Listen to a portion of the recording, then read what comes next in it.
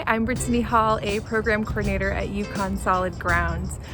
We are part of Yukon Extension, and our program is funded through a grant from the USDA BFRDP. This is another installment of our DIY infrastructure series, and we're going to be talking to different farmers about the role that DIY has played in their livestock operations. Hello, I am Brittany Hall, and today we are here at Allard Family Farm talking about their chickens and all of the DIY things they've done around here. So why don't you tell us who you are and a bit about your farm, where folks can find your products and Absolutely. stuff. So I'm Benjamin, this is my wife Molly, and we started last year in earnest. We started the farm fall, winter of 2020, but we started production last year. We started with this one chicken tractor here behind us and about 100 chickens. And then this year we've scaled up 14 times that. We're servicing 3 local farmers markets and online sales. So today we're talking about humane handling of livestock. Could you tell us a bit about what humane handling means to you at Allard Family Farm? Absolutely. So humane treatment of animals, will steal a page out of Joel Salatin's book. We want the animal to be able to express all of their chickenness, cowness, goatness, and be able to live the life that they would want to live. Be outside, scratch, roam, eat whatever they want, cause lots of headaches, which they love to do, but it is well within the range of that animal, and we want to let them do it as best they can. Can you tell me why you decided to use chicken tractors on your farm? So we started with chicken tractors because they were the most cost-effective way to start farming with the fastest turnaround, and chickens are my favorite animal. Really? So they're easy to move. I can do it by myself on days there's no help, and it allows the chickens to have fresh grass, fresh forage, and to be able to spend all their time outside. Yeah. Did you have any building experience when you built your first one? Nope, couldn't even make a right angle or cut wood to the proper spec. Well, okay. So did you follow any guides or instructions that you found online, or know anyone? So this one we built, it's called John Siskovich's Stress-Free Chicken Tractor. He operates another farm down in Kent, Connecticut, which is now Camp Road Farm and Brewing. So we use his plans, and I urge anyone, if they want to build this, look up the YouTube videos. There's a couple things in his books wrong that'll lead to the chicken tractor being not perfect, but it takes about a weekend to build and under $500. Oh, awesome. So at this point, you've got a few kinds of chicken tractors. You've got two kinds?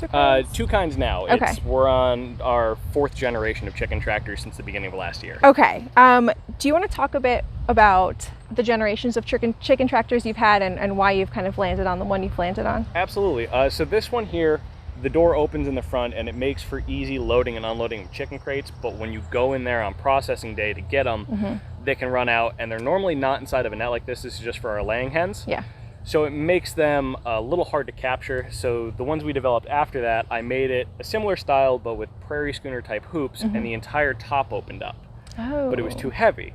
So now we've gotten it down to where just 1/4 of it opens up that's not covered by netting. You can climb in, climb out, and the chickens stay put when you're going in there to get them ready to go. Okay.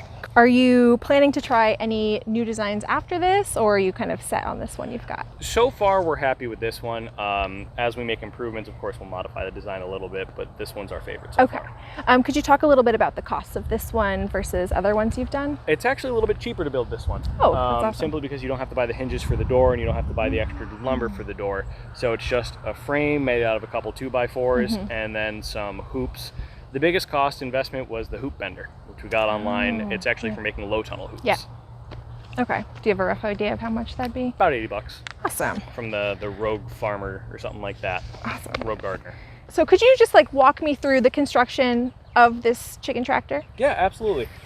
So the sides are the same as the first chicken tractor you saw. They are just 10 foot long, 6 foot wide. John Siskovich and myself both have a similar size trailer, so they're designed just to roll up on the trailer so we can move them wherever we need to. Cool. So it's 6 foot wide by 10 foot long, slightly narrower than that. But I've got hoops every 24 inches, 18 inches.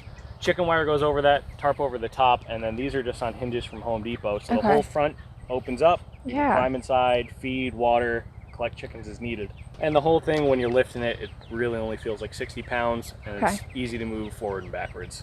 If I'm moving all the way across the pasture when there's no chickens in it, we will occasionally throw it on the back of our little tractor there and tow it across, but our everyday moves, you just lift it, walk backwards, the length of the tractor, and set it back down. What does predator protection for the chickens look like? So just the chicken tractor. Okay, you don't have hardware any cloth on the bottom. We haven't had any problems here. Over at the house, when we were first doing this last year, we had one raccoon reach underneath it. Okay. But we've been really lucky over here to not have predator problems. If we did start to have them, I would just put up a single strand wire on a solar charger around it, and that would be enough to keep out bobcats, foxes, and raccoons. Yeah, okay. Do you do your own processing of the chickens? Unfortunately, we can't. Connecticut makes us go to a USDA inspected facility. I did not know that. So the nearest one from here is in Johnston, Rhode Island, about an hour and a half away. Okay. But it allows us to do cuts, sell to restaurants, and do that stuff. Yeah. The way we could do it on farm is if the customer purchased the chicken from us while it was live, and then we can then deliver the processed product to them because they own the bird. Okay. So we are looking into the regulations right now to be able to build a small facility as bare bones as possible to be able to process on farm under the exemption, because then we can do up to federally is 20,000 birds. I don't know where the state limit is. I think it's about 10,000 birds in a year, which we wouldn't exceed that in the near future anyways. Yeah. Could you break down for me the cost for each of the materials we're looking at here? Yeah, absolutely. So like I said earlier, the most expensive part was the hoop bender. Comes in at about $90, but you only got to buy it once. Yeah. You can use it for multiple things. The wood, so I buy just 2x4x10 sections because of the length I need, and they're running currently about $10 per board. So it takes 7 boards, 8 boards to build this. And then each one of these, this is just 1/2-inch electrical conduit, and it is $10 per section.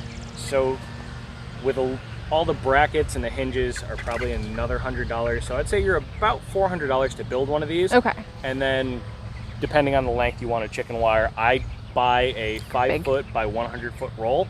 It runs me about $90 from Tractor Supply. Okay, and you're able to use that for a number of... I get about 3 chicken tractors out of a 100-foot roll. Okay, cool.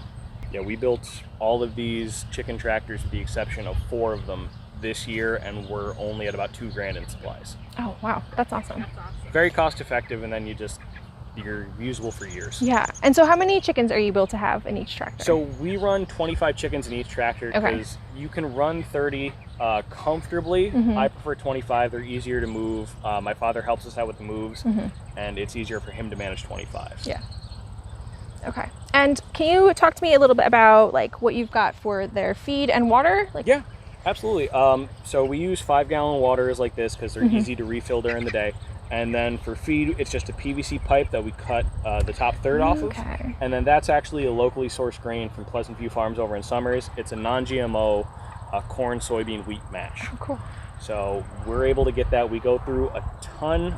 Now, mind you, we have 300 birds on the ground and 200 in the brooder. Yeah. We go through about a ton every 11 days. Wow. If somebody expanded the scale and they wanted 6,000 pound grain bin is about $4,000. Okay. Could you go over like the process of how often you move them and how far you go? So from start to finish, we get the chicks in a day old. They come in through the post office order in batches of 100. So we run 4 chicken tractors per batch. Okay. So they stay in the brooder for 2 weeks till they're big enough to handle the elements. The only time we don't put them out is if it's cold or rainy, because they can be cold or wet, but they can't be both.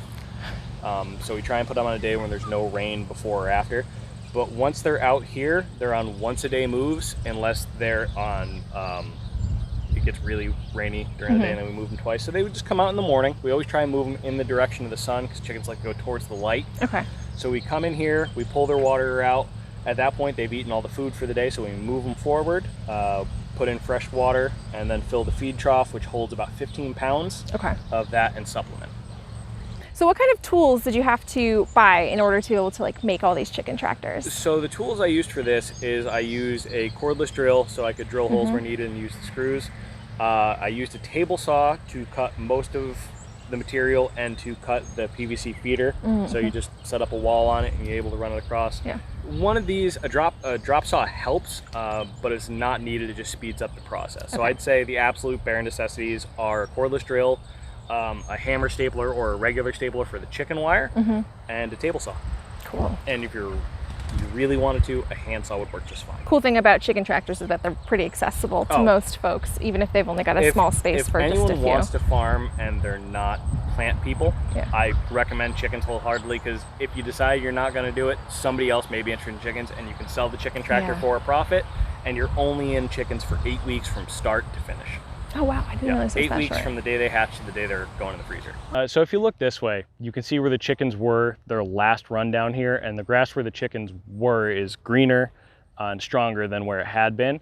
And our first run of the season over here is much taller and much healthier than the grass that was in the pasture over there that we haven't yet touched. We also like to have our chickens only touch the ground once per season, just watch out for possible parasite load and to not overstretch the ground. Although we do graze our cows and our goats on it afterwards, they seem to enjoy the grass the chickens have been on a lot more than the grass the chickens haven't touched yet. So you've got this really cool grain contraption on this amazing like cart. Can you talk about so you bought the grain bin, but you made the cart that it's on to make it easier to move around? Yes, so we bought the grain bins off Facebook. They were initially used for another form of pelletized material and manufacturing. I found them on Facebook for 25 bucks each. I found 4 of them and I figured they'd be good for grain. So we brought them home and then using, I think there's just 2x6s and some plywood and some wheels from Amazon. The whole cart probably cost about 150 bucks, but it holds 600 pounds of grain. That's amazing. So we built that and we use that for each batch of chicken tractors. We towed it around. We fill it with we have 55-gallon drums after we get the feed from the feed mill. It's been fantastic. The only issue is birds found out they can peck the front of it and they steal our grain, or our goat comes over and steals our grain.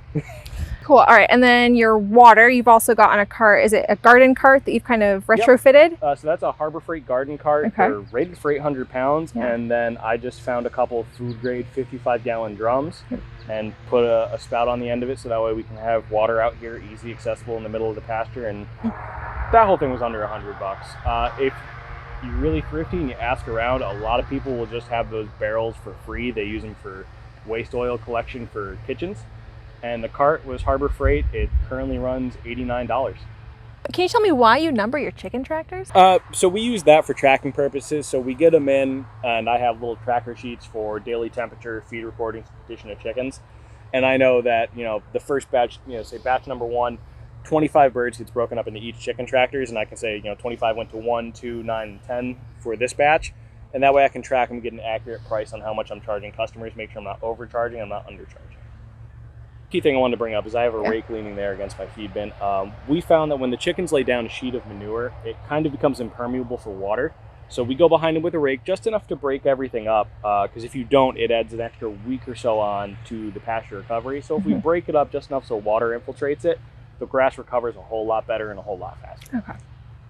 All of our farming practices, the reason we do them is because I know it's a catch-all term these days, regenerative ag.